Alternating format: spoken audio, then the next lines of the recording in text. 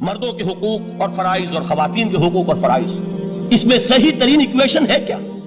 اسی طریقے سے فرد اور اجتماع، فرد اور ریاست، یا تو یہ کہ انسان کی انفرادی آزادی اتنی جا رہی ہے، مادر پدر آزاد، جس کا مظہر یہ ہے کہ آج انگلستان میں 2 مرد بھی میاں اور بیوی کی حیثیت سے رہ سکتے ہیں، قانون تسلیم کرے گا ہسبینڈ اینڈ وائف، ان کو وہی حقوق حاصل ہو، یہ ہے وہ آزادی۔ اور یا پھر یہ ہے کہ جو روس میں ہے یا دوسرے ممالک میں ہے کہ آزادی بالکل ختم، اور معلوم ہوا کہ ایک ٹوٹلیٹیرین سوسائٹی، مستبدانہ نظام، ان کے درمیان نقطہ عدل کہاں ہے؟ اسی طرح سرمایہ اور محنت، اگر ذرا سا سرمایہ کو چھوٹ ملتی ہے وہ مزدور کا خون چوستا ہے اور اس کا حق اس کو نہیں دیتا۔ اقبال نے بہت خوبصورت انداز میں کہا ہے کہ خواجہ از خون رگے مزدور سازد لال ناب، از جفائے دہ خدایاں کشت دہ کانا خراب۔ انقلاب انقلاب ہے انقلاب۔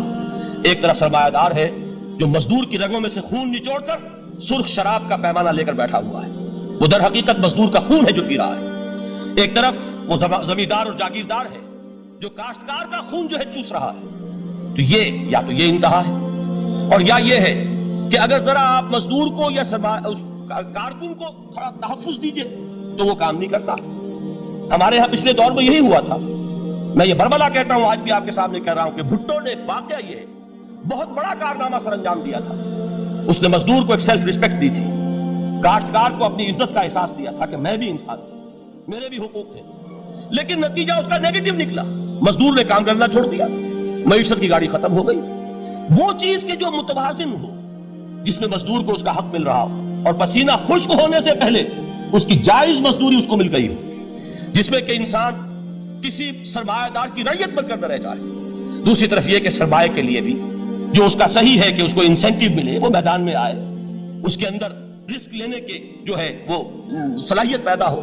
ان دونوں چیزوں کو کیسے متوازن کیا جائے؟ واقعہ یہ ہے کہ یہ ہے وہ پیچیدہ مسائل جن کا حل قرآن میں ہے۔ ہماری بدقسمتی کیا ہے کہ ہم نے خود ان چیزوں کے لیے دوسروں کے سامنے جھولی پساری ہوئی، ہم دوسروں سے بھیک مانگ رہے ہیں۔ ہمارا حال کیا ہوا تھا اس صدی کے شروع میں؟ مصطفیٰ کمال پاشا نے جب ترکی میں اسلام کے آئلی قوانین بھی منسوخ کیے، نوٹ کیجئے اس کو، یہ اسی صدی کے وہ صدمے ہیں جو ہم نے اٹھائے ہوئے ہیں۔ اور گاہے گاہے باز خواہی قصہ پاری نہ رہا، دادا خواہی داشتن گر داغ ہائے سی نہ رہا۔ اس صدی میں کیا نہیں ہوا؟ عربوں کی ریوولٹ ترکوں کے خلاف، ان کے پیٹھ میں جو خنجر گھونپا، اور ایک انگریز، ایک کرنل لارنس کی وہ ساری شرارت، اس کے نتیجے میں ایک عظیم مملکت عثمانیہ، سلطنت عثمانیہ، دی گریٹ آٹومان امپائر، اس کے چیتڑے اڑ گئے۔ اور اس کے بعد وعدے کیے تھے عربوں سے کہ ہم تمہیں حکومت دیں گے۔ ہوا کیا کہ ان کے چھوٹے چھوٹے ٹکڑے کیے اور تقسیم کر لیے۔ مغربی سامراج کا دور شروع ہو گیا۔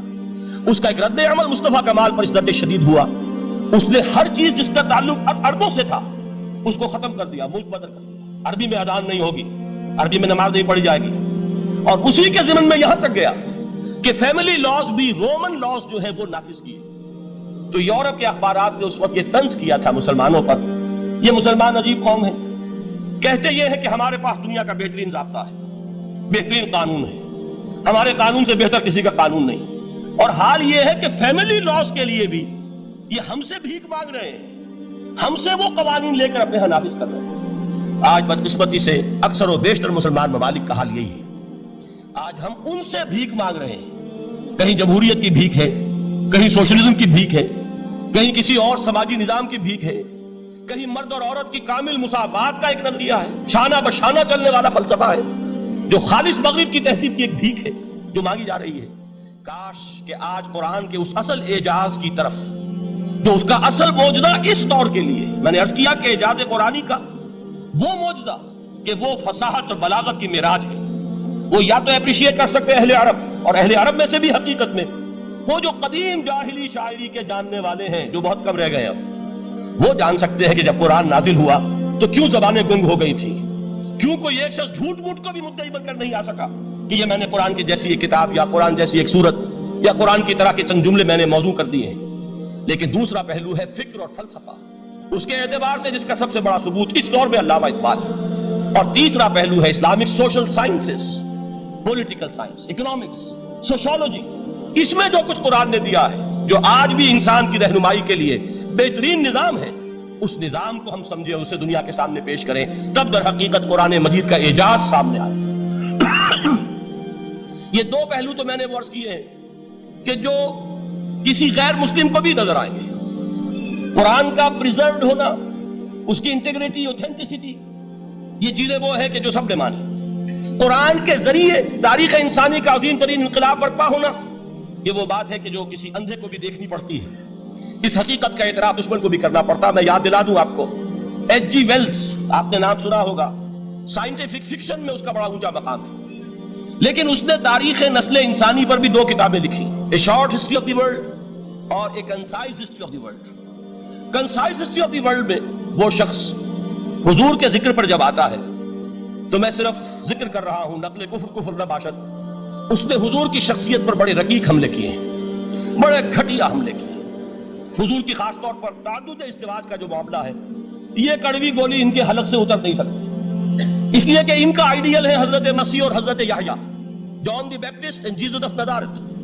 ان دونوں نے ایک شادی بھی نہیں کی، تجرد کی زندگی بسر کی، لہذا ایک شادی بھی ان کے نزدیک گھٹیا فعل ہے. تو حضور نے تو کی ہیں 11 شادیاں، 11 نکاح آپ کے. یہ جو کڑوی گولی ہے یہ ان کے حلق سے نیچے نہیں اترتی، اس لیے میں انہیں معذور سمجھتا ہوں. تو اس نے اس پہلو سے تو بڑے حملے کیے، لیکن خطبہ حجۃ الوداع کے وہ جملے جو ہے تاریخی، پورے کے پورے اس نے کوٹ کیے. لا فصل لعربی علی عجمی ولا لعجمی علی عربی ولا لاحمر علی اسود ولا لاسود علی احمر الا بالتقوی کلکم بنو آدم وآدم من تراب.